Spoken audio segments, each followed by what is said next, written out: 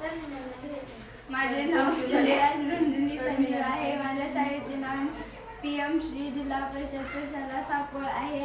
आमच्या प्रयोगाचे नाव जलशुद्धीकरण आहे. आम्ही इयत्ता 10वी मध्ये शिकत आहोत.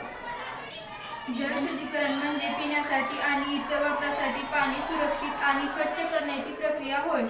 ही प्रक्रिया पाण्यातील दूषित घटक, सूक्ष्मजीव, अशुद्ध पाणी आणि हानिकारक रसायने काढून टाकते. भौतिक प्रक्रिया गाळणे, यामध्ये पाणी रेती, वाळू, दगड किंवा विशेष फिल्टर मेम्ब्रेन फिल्टरमधून जाते.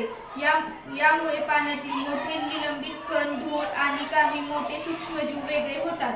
स्थिरीकरण, पाण्याला स्थिर ठेवल्यास त्यातील जड कण तळाशी जमा होतात. मोठ्या प्रमाणावर जलशुद्धीकरण प्रकल्पामध्ये या प्रक्रियेचा वापर होतो.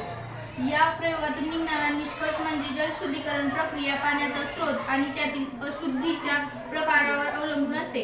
अनेक जलशुद्धीकरण यंत्रांमध्ये उदाहरणार्थ RO+, प्युरिफायर अनेक पद्धतीचा एकत्रित वापर केला जातो, ज्यामुळे पाण्याची गुणवत्ता सुनिश्चित होते.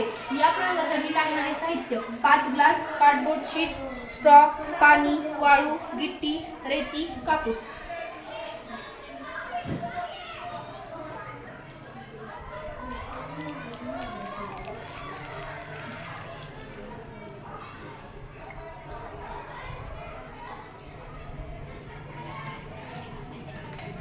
धन्यवाद.